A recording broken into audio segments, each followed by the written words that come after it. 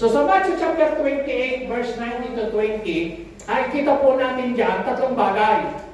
So sabi ng Lord, go and make disciples and baptizing them in the name of the Father, the Son, and the Holy Spirit, and teaching them to obey. I have commanded you, and teaching them to obey.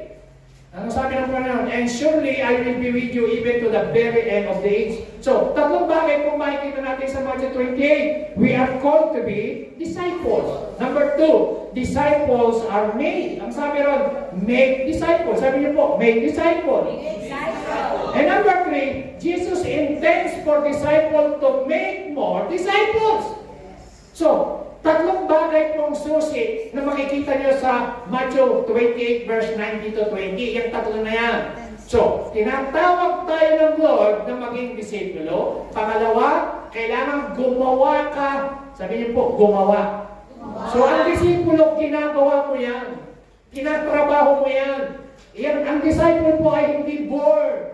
Hindi inborn. Yan po eh. Sabi ng Bible, go and make disciples. Sabi niyo po, make disciples. Make disciples. So disciples are made. And number 3, disciple intends for disciple to make more disciples. So sa Bible po, sa Matthew 28, verse 19 to 20, tatlong bagay makikita natin. Sabi ron, go and make disciples. Number 1, going.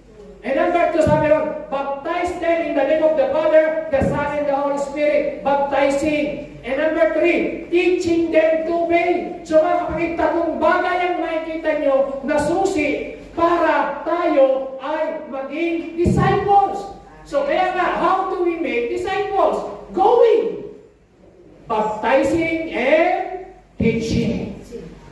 So, pagka ikaw humayo, nag-share ka ng Word of God, kamukha ni Jesus Christ, nagsimula po siya ng tinawag niya si Peter, John, and James at yung mga 12 disciples sa kanyang paghayo. So mga kapatid, number 1, going. Sabi natin, going. Number 2, baptizing. Number 3, Teaching. so matapos ka muna kilala sa Panginoon, dapat magpabautismo ka sa pangalan ng Ama, ng Anak, ng Espiritu Santo. Baka meron pa ho rito na hindi pa naiintindihan yan hanggang ngayon. Ang tagal mo na pumupunta sa church. Ang tagal mo na nakikinig ng sermon kay Pastor Billy, Pastor Conrad, Pastor Joy, mga iba pang pastor na napapakinggan natin sa YouTube, matin pa tayo ng mga seminar, conferences, ang dami na. Pero hanggang ngayon, hindi mo pa rin naiintindihan na kailangan mo pala magpabaptize. So, yan ang nakalagay sa Matthew 28, verse 19 to 20. Baka meron pa ho rito na hanggang ngayon hindi pa naiintindihan yan. Kapatid, kaya ang nagpapabautismo, una, iyan po ay pagsunod sa Lord, sa utos niya. Pangalawa, sabi ng Lord, baptizing din, utos siya ng Panginoon. Pangalawa, si Kristo nagpabautismo kay Juan the Baptist, kaya dapat tayo magpabautismo rin dahil siya po ang ating model, siya po ang ating example.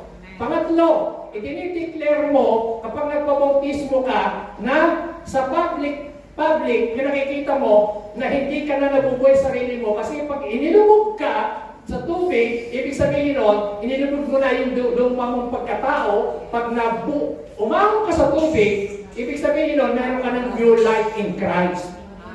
Kamukha ni Kristo, di ba? Namatay siya, after 3 days, muling nabuhay. Ang simbolo po, yun po ang simbolo ng baptism.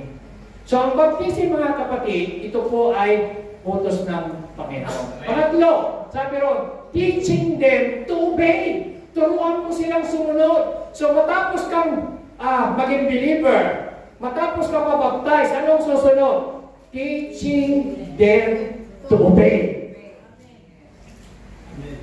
Amen? Ito ang problema. Maraming Kristiyano pagdating sa pagsunod, ayaw na. Pero buti na lang, wala sa church on the rock mo, lahat tayo masunorin. Lahat ng masunorin pumalakpan. Amen!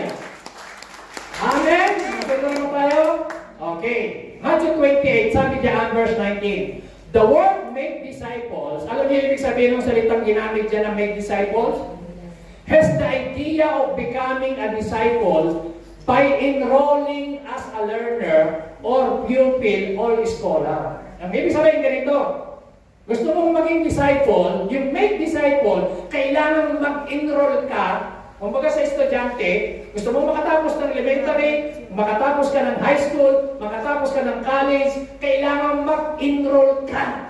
Hindi ka makakatapos kung ikaw ay hindi aalis ng bahay at hindi ka pupunta ng school, hindi ka pupunta ng eskwelahan, kailangan mag-enroll ka. Kailangan maging pupils ka. Kailangan maging estudyante ka. Amen? Amen. So yun po ang idea ng salitang make disciples sa Greek word.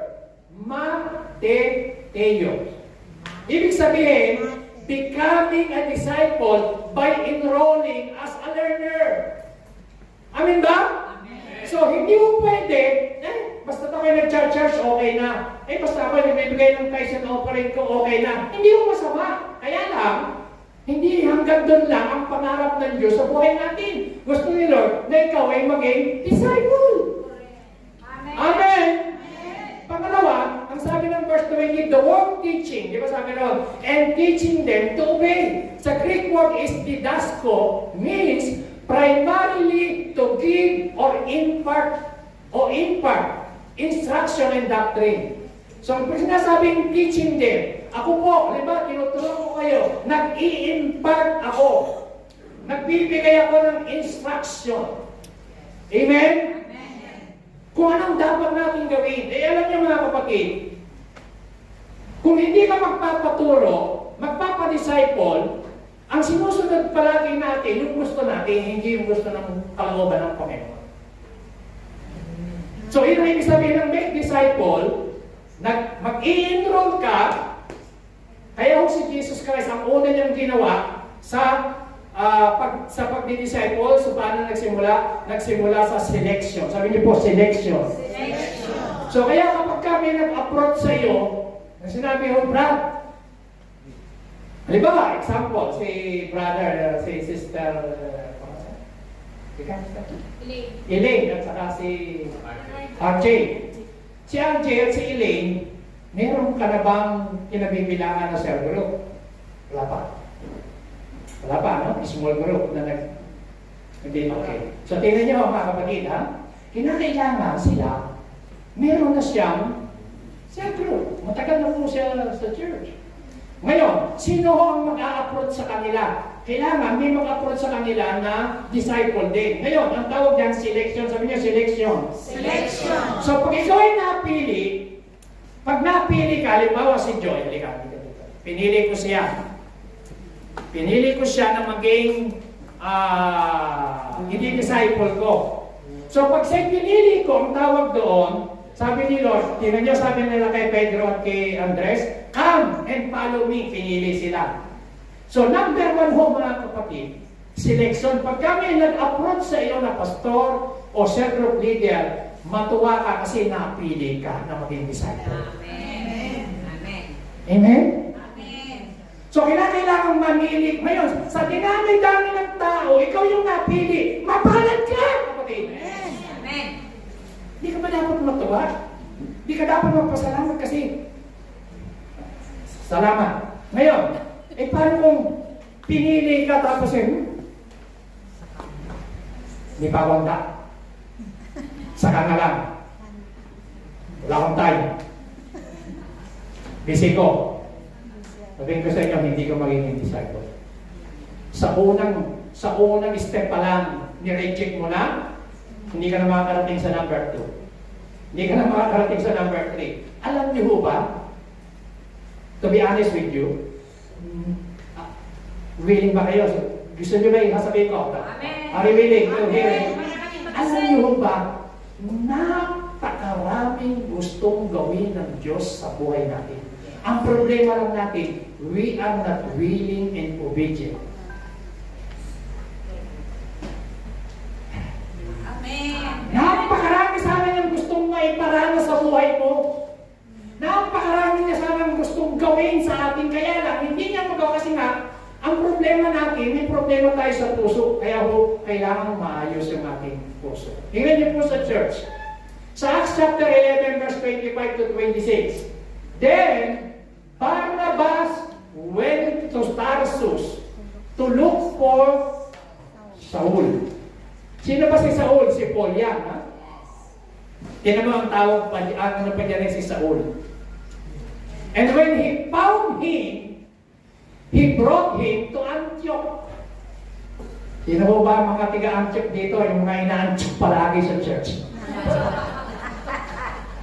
At pag nagsisimula ng preaching, ina-Antioch na. Tiga-Antioch siguro yan. Okay, buti na lang wala tiga-Antioch dito. Amen? So, for a whole year, Barnabas and Saul met with the church. Saan sila nagtagpo? Sa church. Amen? Nagkita sila sa church. And though great number of people, kinuruan nila napakaraming tao. Ano ang kinuro? Basahin niyo pa yung susunod na sentence. The disciples were called Christians first at Antioch. Sino ang tinawag na disipulo? Sila yung Christians. Anong tawag daw sa disciple? Christians. Hello, ulitin ko. Anong tawag daw sa disciple? Christians. So, hindi mo lahat ng sinasabing Christian, mga kapatid, disciples. Pero dyan sa Bible, bago ka tawagin Christians, sila po ay disciple muna. Yes. Naintindihan niyo ba ako? Naintindihan niyo? Ulitin natin, sabi natin, the disciples, nasa Bible niya, sabi niya, the disciples were called Christians. Oh, maraming tao kinikilig nila. Oy, kumusta? Ano ba religion mo? Christian ako eh. Tanong, disciple ka ba? Hindi. Naintindihan mo, huwag sabihin ng disciple? Hindi rin.